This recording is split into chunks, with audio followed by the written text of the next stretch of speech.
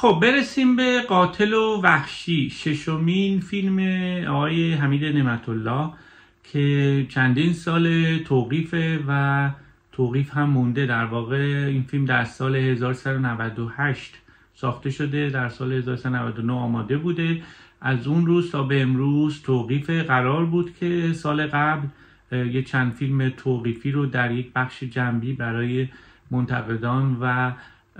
در واقع دستاندرکاران سینما در جشنواره فیلم فجر نشون بدن که این فیلم هم جزوی از اون فیلم ها بود، اما در لحظه آخر حتی این اکران رو هم تاب نیاوردن و فیلم کماکان توقیف موند، هرچند اجازه نمایش فیلم در خارج از کشور صادر شده و همین باعث شد که اولین نمایش جهانیش رو در جشنواره فیلم های ایرانی در نیویورک داشته باشه که در واقع اولین حضور این فیلم در خارج از ایران و اولین نمایش رسمیش بود. به نظر میرسه مهمترین مشکلشون با فیلم مسئله خشونت باشه، چون خشونت خیلی عیانی داره، میشه گفت حتی شاید خشن‌ترین فیلم تاریخ سینمای ایرانه، چون نمایش قتل‌ها و اتفاقاتی که بین این شخصیت‌ها در یک خونه داره میفته واقعا در حد وحشتناکه و تمام جزئیات رو نشون میده و چیزیه که در سینما ایران به این شکل تا این حد سابقه نداشته. اما ظاهرا شورای سیاستگذاری سازمان سینمایی اعلام کرده که دلیل عدم نمایش فیلم در داخل ایران اینه که در واقع لیلا حاتمی بازیگر اصلی فیلم بدون حجاب، در حالی که موهاش تراشیده شده. در نتیجه اساساً مویی وجود نداره که پوششی هم داشته باشه و به نظر میرسه که این ایراد خیلی عجیبه، برای اینکه این اتفاق در سینما ایران سابقه داشته. قبلا در دهه 60 حتی در دهه بسته 60 فیلم سرب ساخته کیمیایی با حضور فریما فرجامی با موهای تراشیده و بدون حجاب نمایش داده شد. در نتیجه به نظر میرسه که این ایرادی هم که به فیلم گرفتن ایراد بسیار غریبیه. فیلم هم با یه مقدمه داره که شخصیتاشو معرفی میکنه در بیرون از این خونه و رفته رفته میرسیم به داخل یک خونه که حالا میتونه یک نگاه تمثیلی هم میتونیم بهش داشته باشیم. اونجا رو مثلا ایران فرض کنیم یه خونه کهنه‌ای که داره توش خشونت اتفاق میفته، اما به نظر میرسه که این نگاه تمثیلی هم چندان مد نظر نعمت الله نبوده. بیشتر یک فیلم اسلشر، یک فیلم ژانر که داره در واقع بر اساس قواعد از پیش تعیین شده ژانر حرکت میکنه و به نظر میرسه که کارگردان هم حتی ذوق زده است که داره این کار انجام میده. یعنی به نظر خودش داره یک کار تازه‌ای رو در سینما ایران انجام میده که پیشتر ندیدیم. در نتیجه غرق ژانر میشه، غرق در واقع این فضایی میشه که خود فیلم در واقع خود فیلمساز هم مرعوبش میشه و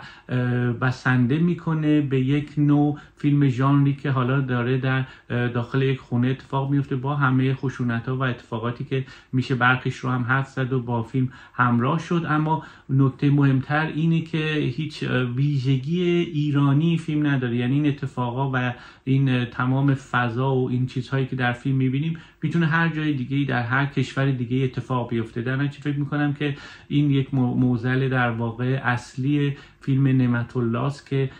فیلم ژانر ساختن باعث شده که به کل از دغدغه شخصیت‌های ایرانی و فضای ایرانی غافل بشه و یک فیلم مطلق در ژانری بسازه که خب البته حالا ممکنه یه دم بگن که ایرادی نداره، اما به نظر میرسه که خب نمونه‌های فرنگی مشابه زیادی داره. در نتیجه اون ویژگی ایرانی کاراکترها و فضاست که میتونست فیلم رو متفاوت کنه و هویت ایرانی بهش بده. خب فیلم بعد از یک مقدمه کوتاه که بیرون از این خونه میگذره، همه چیز ختم میشه به یک خونه‌ای که همه اتفاقا قراره اونجا بیفته. یه عده خلافکار اونجا به جون هم افتادن و قتل‌هایی رخ میده. از طرفی یک زن به اسم زیبا با بازی دیدنی لیلا حاتمی در واقع در حال مهیا کردن چیزهایی برای عروسی دخترش، از جمله میخواد یک گوشواره‌ای رو ترمیم بکنه که این آدرس بهش داده شده و میاد اونجا و گیر این آدم ها میفته و فیلم از اونجاست که وارد این قصه ترسناک خودش درباره روابط این چند تا آدم داخل خونه میشه. آدم های اولیه خب خیلی زود حذف میشن و کنار میرن، 4 تا شخصیت باقی میمونه، 2 تا مرد و 2 زن. روابط اینها بسیار بسیار پیچیده میشه و فیلم سعی داره که لحظه لحظه گره‌گشایی کنه. علایق خاصی رو میشه دید در فیلمساز برای ربط دادن قضیه کودکی این آدم‌ها و قضیه فرویدی، در واقع نوعی تحلیل فرویدی کاراکترها که خب حالا میتونه این خشونت‌ها رو داره در واقع میخواد اونجا ریشه‌یابی بکنه. از طرفی اختلاف طبقاتی رو داره شکل میده و راجبش حرف میزنه، چون این آدم‌های خلافکار بسیار به کودکیشون اشاره میکنن و اینکه با فقر بزرگ شدن و حالا یک زن از یک طبقه دیگه، از طبقه پولدار، گیر اینها افتاده در درون این خانه و به نوعی دارن ناخودآگاه ازش انتقام میگیرن. این به هر حال یکی از مایه‌های مهم فیلمی که داره راجبش حرف میزنه، هرچند اون بحث تحلیل شخصیت فرویدی اونقدر فیلم عمیق توش نمیشه و بیشتر در سطح این ماجرا باقی میمونه. اما همه چیز بین 2 مرد و 2 زن داره پیش میره. 2 مرد دغدغه اصلیشون دغدغه قدرته، اینکه هر کدوم از اونها میخوان ثابت کنن که قدرتمندتر از اون یکی هستن و رئیس هستن و همه چیز رو اونها تصمیم میگیرن. این یه بحث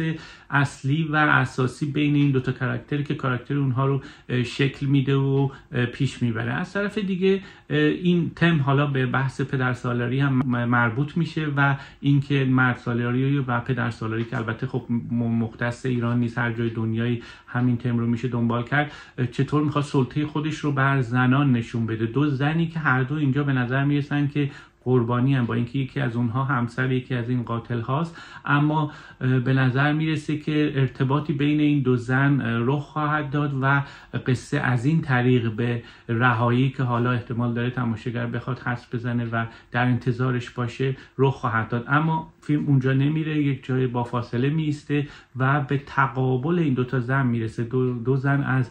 2 نوع متفاوت، یک زنی که در واقع حرف گوش کنه و هر چیزی که هر بلایی که سرش اومده رو پذیرفته و که حالا به این نقطه رسیده، و یک زن دیگری که میخواد متفاوت باشه و سرنوشت خودش رو خودش تعیین بکنه. این مسئله اصلی تفاوت این 2 زن به یه مایه کلیدی در فیلم بدل میشه که البته بعد از حالا با فاصله اگر نگاه بکنیم، چون بعد از ساخت این فیلم وقایع مربوط به در واقع جنبش زنان اتفاق افتاده، میشه حالا به صورت تعویل پذیر هم به فیلم نگاه کرد. زنانی که قراره که خودشون سرنوشت خودشون رو به دست بگیرن و بر علیه مردسالاری بشورن. اما نعمت الله در واقع به شکلی درگیر فضای فیلم خودش میشه و همه هم و غم خودش رو میگذاره روی فضاسازی که انصافا فضاسازی جذابی هم داره. یعنی با اینکه عمده فیلم در داخل یک اتاق میگذره، خسته کننده نیست اصلا، درست ساخته شده، درست بازی شده، درست فیلم برداری شده و این فضایی که فیلمساز با کمک حالا جزئیات و چیزهایی که اون اطراف وجود داره به اضافه نوع نور و رنگ و دود سیگار و چیزهای از این دست که در واقع همه این فضا رو شکل داده، با کمک همه اینها میتونه تماشاگر رو با خودش همراه بکنه. یعنی اساساً فیلم فضاسازیه که حالا با تدوین خوب هایده صفیاری اتفاقاً این فضاسازی‌ها و این قاب‌بندی هایی که خب قاب‌بندی های درستی هم هست تونسته که کار خودش رو بکنه و فیلم رو جلو ببره. اما به نظر میاد که همونطور که گفتم بیشتر هم و غم نعمت الله درگیر این ماجرا شده و اساساً اون ماجرای شخصیت پردازی و قصه و اینها عملاً فدای این نوع دل دادن به تصویر و تصویر پردازی شده. یعنی ای کاش اون بخش شخصیت پردازی و کاراکترها و نوع در واقع ایرانی بودن، هویت پیدا کردنشون که میتونست مربوط به ایران بشه، کاش قوی تر می بود و میتونست فیلم دیدنی تری رو شکل بده. اتفاقات فیلم رو میشه تا یه جایی حدس زد، ضمن اینکه به هر حال فیلمساز سعی داره که غافلگیری های پیچیده ای رو هم در طول روایتش ایجاد بکنه. از جمله این غافلگیری های مثلث های عشقی که بین این 4 تا کاراکتر شخصیت داره رخ میده. یعنی 2 تا مثلث عشقی داریم بین 4 نفر که بخشی از قصه رو به نوعی داره پیش میبره و مسئله حسادت میتونه بخشی از گره های ماجرا رو باز کنه، گره هایی که به نزدیک میشه به صحنه انتهایی که خب شاید به نوعی حتی آمدانه ادای دینیه به کیل بیل را بکش، برای اینکه صحنه ها و نوع فضا و حتی نوع بازی لیلا حاتمی به نظر میرسه که تحت تاثیر اون فیلمه و انتهای فیلم رو شکل بده. انتهایی که باز میشد حد زد به نوعی، اما چگونگی رسیدن به این انتها رو شاید نمیشد حد زد و این ویژگیه که در روایت اون رو برای تماشا جذابتر میکنه. اما فیلم به رغم جذابیت‌هاش که به نظرم باعث میشه که اگر در ایران هم نمایش داشته باشه یک فیلم پرفروش و شاید حتی خیلی پرفروش هم بدل بشه، فیلم ساده‌ای برای تماشا کردن نیست و هر تماشاگری نمیتونه با اون ارتباط برقرار کنه به دلیل خشونت خیلی زیاد و بی سابقه‌ای که در فیلم وجود داره. به نظر میرسه که کاراکترها و شخصیت‌ها و نوع فضا خودش میتونه که این خشونت درونی آدم‌ها رو با تماشاگر منتقل بکنه. اما نمیدونم چرا نعمت الله اصرار داره که این خشونت بسیار عیان رو با جزئیات خیلی دقیق با تماشاگر قسمت بکنه. اونم صحنه‌هایی که واقعا تماشاشون آسون نیست، قتل‌هایی که با ابزاری که خب روی میزه و چیزهایی که ما این منور دیدیم، از مجسمه تا حتی یک مداد که در واقع نوک تیزی داره، اینا در طول فیلم به ابزار قتل‌هایی فجیع بدل میشن که فیلمساز اصرار داره که اون صحنه‌ها رو نشون بده، در حالی که به نظر میرسید که شاید فیلم نیازی به این همه خشونت عیان نداره، برای اینکه خشونت درونی